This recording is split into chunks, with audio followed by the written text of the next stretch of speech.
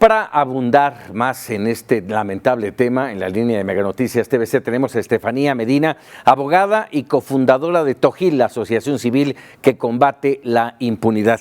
Un gusto saludarte, muy buenas noches. Muy buenas noches, Paco. Gracias, muchas gracias, Estefanía. A ver, vamos, hemos hablado de este tema ya muchas veces y lamentablemente parece que no hay avances en ningún sentido en la perspectiva de género.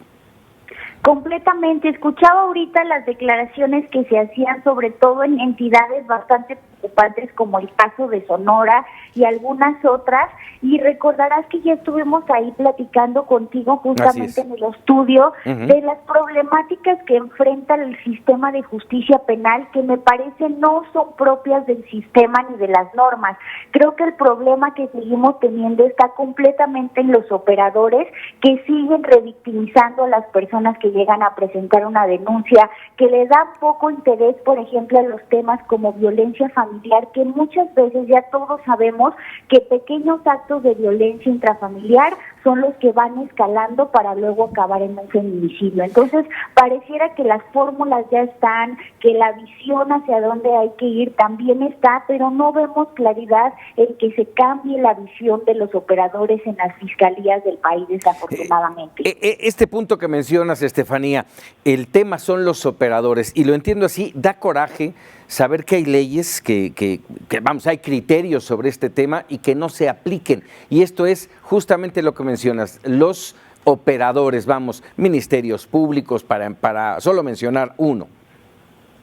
Claro, vamos desde ministerios públicos, asesores jurídicos que deben ser los abogados de las víctimas, y incluso lo vimos hace poco, recordarán en este caso gravísimo y muy lamentable en la Ciudad de México, el caso de Abril, en donde pasó pues prácticamente lo mismo y que el tema escaló hasta un juez, en donde un propio juez pues se vio involucrado en este tema de haber dejado en libertad a una persona que hoy no tenemos el dato ni está confirmado, pero digamos existen indicios de que pudo haber estado involucrado su exmarido en el tema del homicidio, entonces del feminicidio, peor aún. Entonces aquí lo que volvemos a lo mismo, tenemos que empezar a cambiar las dinámicas institucionales. Los fiscales no están preparados para atender a las personas con violencia o con delitos relacionados con género, porque tienen muchas particularidades que son distintas a las de otros delitos. Para empezar, tenemos que empezar a entender que en los casos de violencia existe una relación de afecto, un círculo de violencia que ya lleva mucho tiempo haciéndose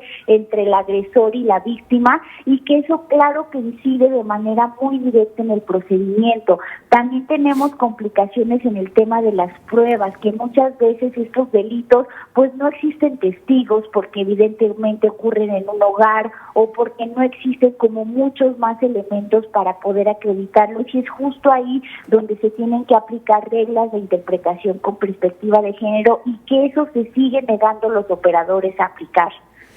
Sí, y me llama la atención, Estefanía, hace un momento presentábamos el caso de Gretel Rodríguez, y cómo es posible que una lesión, la propia agresión, valga el término, es más que suficiente para iniciar un proceso, y que haya jueces que reclasifiquen el delito y que no consideren que las lesiones, en el caso de Gretel, las puñaladas, no son más que suficiente.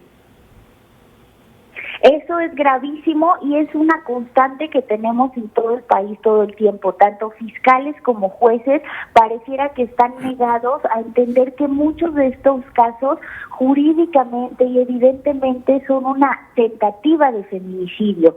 Sin embargo, seguimos negándonos a querer aceptar esa realidad, que aparte no solo es un tema de perspectiva de género, es un tema de conocimiento jurídico que deberían de saber aplicar, y que desafortunadamente creo que así, tanto por desconocimiento como por una visión que sigue concentrándose a negarse a entender esta problemática, insisten en reclasificar esos hechos a unas simples lesiones. Entonces, eso es gravísimo, pero digamos que más allá de las dinámicas que tenemos de operador por operador, creemos que aquí es donde las cabezas, los fiscales de cada entidad federativa, que es donde en realidad por número ocurren con mucho mayor incidencia, en la Federación prácticamente no, pues deberían ser ellos los encargados de generar dinámicas y políticas de evaluación mucho más efectivas para que podamos tener ahí a la gente que necesitamos con el perfil, la capacitación y la sensibilidad para poder atender este problema de justicia, porque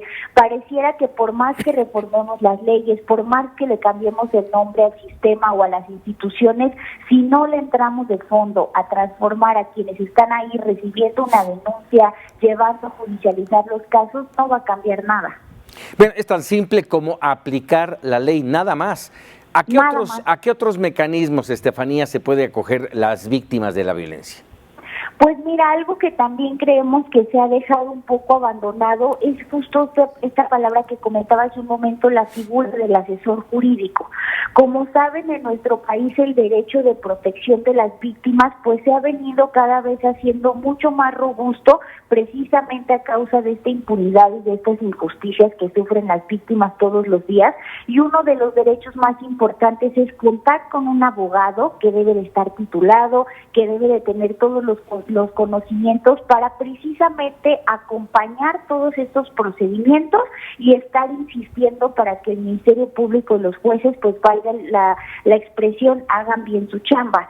Pero desafortunadamente en todo ese contexto resulta que tampoco hoy tenemos asesores jurídicos ni suficientes ni bien capacitados para que puedan llevar esa labor tanto de acompañamiento de la víctima como de asesoría jurídica dentro de un procedimiento penal. Por ejemplo, en la Ciudad de México, imagínate, los asesores jurídicos que hoy tiene hoy Fiscalía, dependen de la propia Fiscalía. Entonces resulta absurdo pensar que alguien que pertenece a la misma institución, pues realmente va a generar un contrapeso. Entonces nos tenemos que tomar muy en serio el tema de los asesores de víctimas, tenemos que tener de ellos en todas las entidades y tenemos que buscar que también estén capacitados en temas de perspectiva de género. Caray. A ver, déjame, Estefanía, aprovechar que te tengo en la línea en este tema tan importante que es el combate a la impunidad. ¿Qué información nos tiene Tojil en torno al caso Javier Duarte? Pues justamente fue un día muy importante en este caso. Recordarán que ha estado muy movido el tema debido a que el sábado pasado el propio Javier Duarte pues hizo declaraciones muy importantes durante su procedimiento en cuanto a este pacto que posiblemente habría tenido con el gobierno federal en la administración anterior. Y justamente hoy un tribunal colegiado tenía programado en una sesión pública deliberar en última instancia si Tojil finalmente podrá tener este carácter de víctima dentro de esa investigación por corrupción que se sigue contra fiscales de la Fiscalía General. Y pues pese a que esperábamos ya hoy tener esa resolución, el colegiado nos parece en un acto de mucha seriedad y mucho profesionalismo. Los magistrados dicen tenemos que estudiar con más profundidad el asunto, creemos que tiene bastantes dimensiones y se aplaza para la sesión de la siguiente semana. Entonces, pues estamos a una semana de tener una definición muy importante de cómo la sociedad civil podría llegar a participar en este combate a la impunidad en casos asociados a corrupción, pues nos mantendremos al tanto de esta importante resolución. Así, vamos a estar pendientes, Estefanía, la próxima semana dices, así es de que estaremos en comunicación nuevamente. Muchísimas gracias.